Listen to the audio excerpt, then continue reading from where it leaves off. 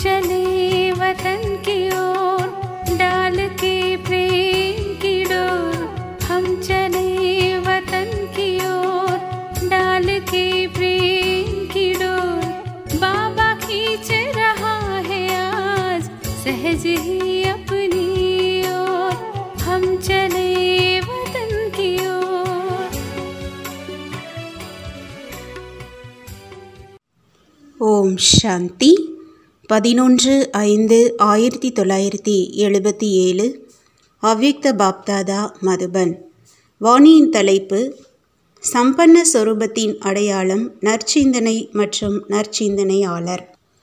பாப்தாதா குழந்தைகளை எப்பொழுதும் சம்பூர்ண சொரூபத்தில் பார்க்கின்றார். ஒவ்வொரு குழந்தையும் தந்தைக்கு சமமாக ஆனந்தம், அன்பு, சுகம் மற்றும் அமைதி சொரூபமாக ஒவ்வொருவரின் நெற்றியிலிருந்து கண்களிலிருந்து என்ன பார்க்க தென்படுகிறது? குணங்கள் மற்றும் சக்திகளின் களஞ்சியம் மாதிரி தென்படுகிறது. தன்னையும் அந்த மாதிரி சம்பன்னமானவர் என்று புரிந்து எப்பொழுதும் நடந்து கொள்கிறீர்களா? சம்பன்ன சொரூபத்தின் அடையாளம் அனைத்து ஆத்மாக்களுக்கும் 2 விஷயங்கள் மூலமாக தென்படும். அந்த 2 விஷயங்கள் எவை?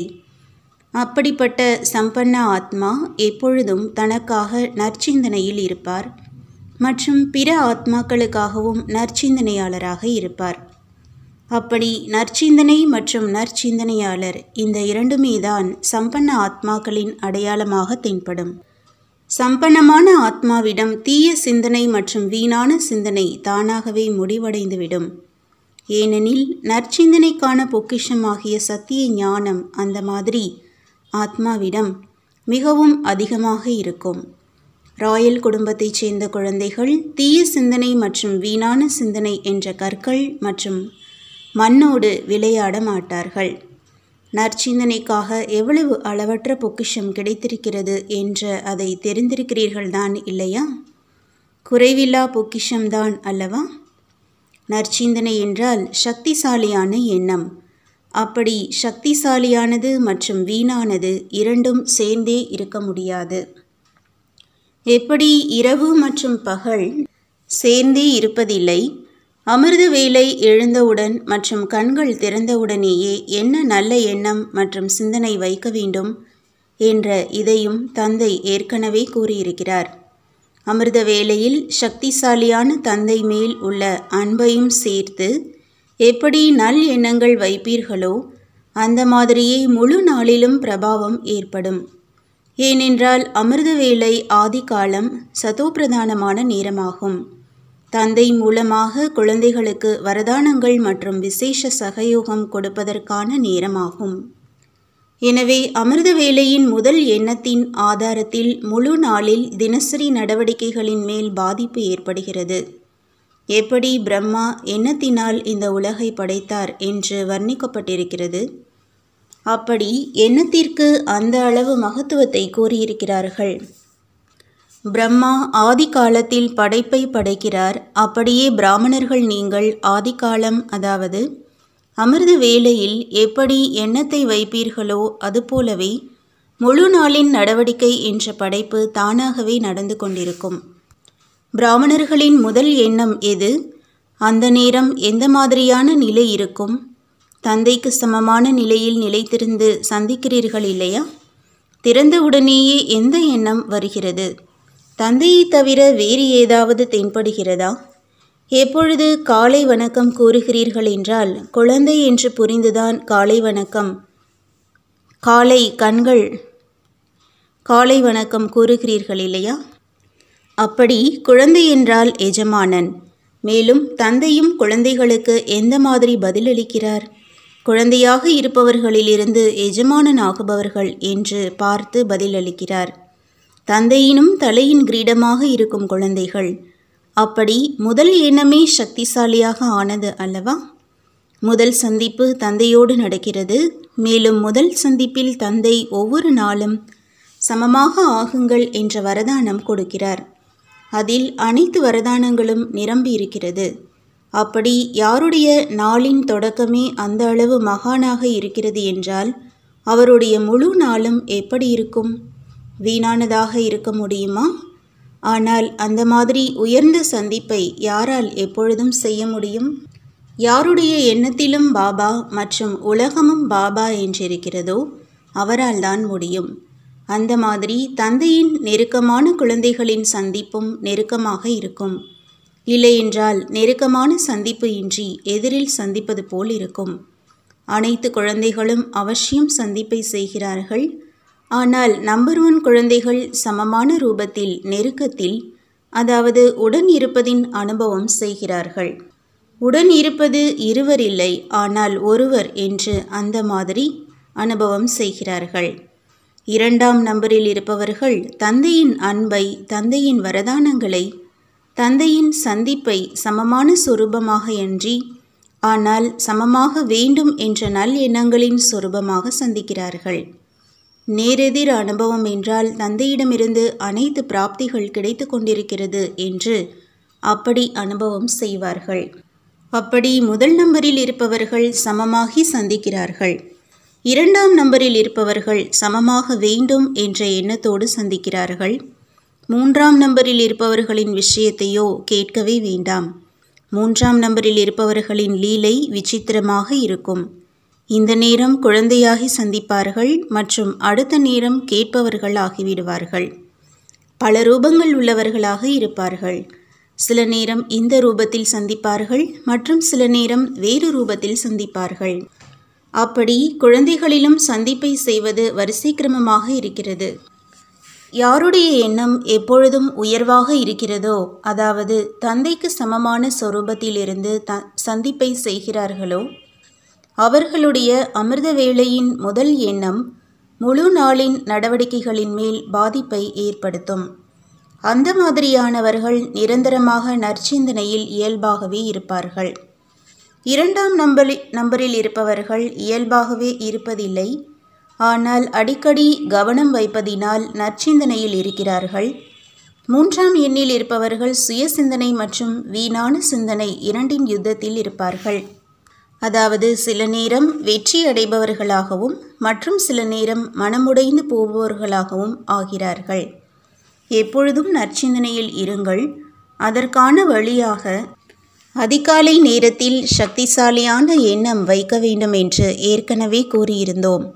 அந்த மாதிரி நற்சிந்தனையில் இருக்கக்கூடியவர்கள் முழு நாளில் உறவு நெருக்கத்தில் வந்திருக்கும் ஆத்மாக்களுக்காக எப்பொழுதும் நற்சிந்தனை வைப்பவர்களாக இருக்கிறார்கள். யார் எப்படிப்பட்ட ஆத்மாவாக இருந்தாலும், அவர் உயர்ந்த குணம் அல்லது தாழ்ந்த குணம் உள்ளவராக தொடர்பில் வந்தாலும், ஆனால் அனைவருக்காகவும் நற்சிந்தனை வைப்பவர், அதாவது அபகாரிகள் மேலும் உபகாரம் செய்பவர்கள். ஒருபொழுதும் எந்த ஆத்மாவிற்காகவும் வெறுப்பு நிறைந்த பார்வை இருக்காது. ஏனென்றால் அறியாமையின் வசமாகி இருப்பவர், அதாவது அறிவில்லாத குழந்தை என்று தெரிந்திருக்கிறார். அறிவில்லாத குழந்தை செய்யும் எந்த ஒரு காரியத்தின் மீதும் வெறுப்பு ஏற்படுவதில்லை. இன்னும் அதிகமாக குழந்தை மேல் இரக்கம் மற்றும் அன்பு வரும். அந்த மாதிரி நல்ல சிந்தனை உள்ளவர் எப்பொழுதும் தன்னை உலகை மாற்றம் செய்பவர், உலகிற்கு நன்மை செய்பவர் என்று புரிந்து கொண்டு ஆத்மாக்களின் மேல் இரக்க மனம் இருக்கும் காரணத்தினால் வெறுப்பு உணர்வை வைக்காமல் எப்பொழுதும் நல்ல உணர்வு மற்றும் பாவனை வைப்பார். இதே காரணத்தினால் எப்பொழுதும் நற்சிந்தனையாளராக இருப்பார். இவர் ஏன் அப்படி செய்தார் என்று நினைக்க மாட்டார். ஆனால் இந்த ஆத்மாவிற்கு நன்மை எப்படி ஏற்படும் என்று அதை நினைப்பார். அந்த மாதிரியான நற்சிந்தனையின் நிலை எப்பொழுதும் இருக்கிறதா? ஒருவேளை நற்சிந்தனை இல்லை என்றால் நற்சிந்தனையாளராகவும் இல்லை. இரண்டிற்கும் சம்பந்தம் இருக்கிறது. அந்த மாதிரி சம்பன்னமாகும் லட்சியத்தை வைத்திருப்பவர்கள் இந்த 2 லட்சணத்தை தாரணை செய்வார்கள். புரிந்ததா? ஒருவேளை வீணான எண்ணம் என்றால் நற்சிந்தனையின் நிலை நிலைத்திருக்க முடியாது. எனவே தன்னுடைய சக்தியை பாருங்கள். நற்சிந்தனையாளராக ஆவதற்கான பயிற்சியுடையவராக ஆகுங்கள். இவைகள் உங்களுடைய சக்திகள்தான் இல்லையா?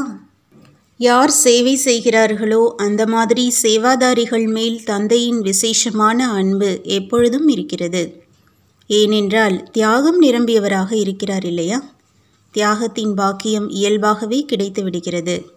என்ன மற்றும் எப்படி கிடைக்கிறது அதை தெரிந்திருக்கிறீர்களா?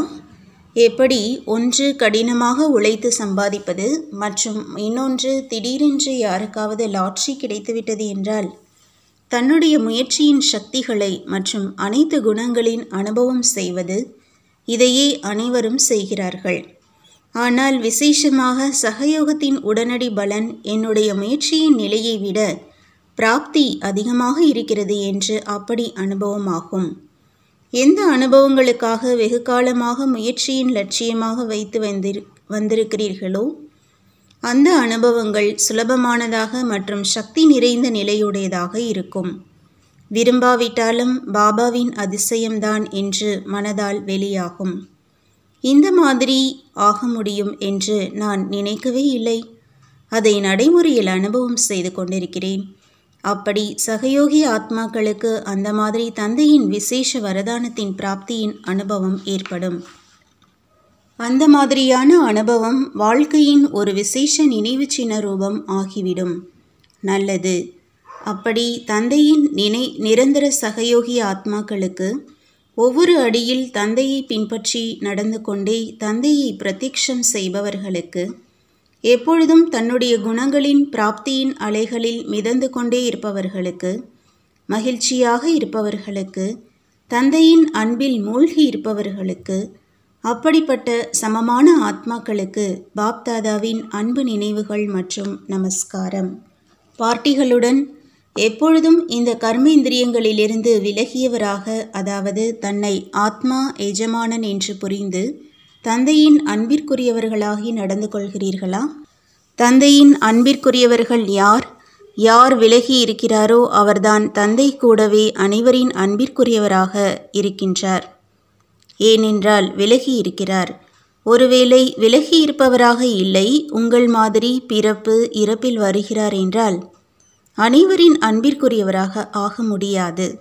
அப்படி நீங்கள் அனைவரும் தந்தையின் அன்பிற்குரியவர்களாக எப்பொழுது ஆவீர்கள் என்றால், எப்பொழுது தன்னை உடலின் உணர்விலிருந்து விலகி இருப்பவராக புரிந்து நடந்து கொள்வீர்களோ அப்பொழுதுதான். तुम बच्चों को तो सर्विस करनी है, जो बाबा कहते हैं सबको ये बताओ कि देखो तुम्हारा एम एंड ऑब्जेक्ट ये है, एक गीता है बढ़िया, ये राजयोग है ना बच्चे।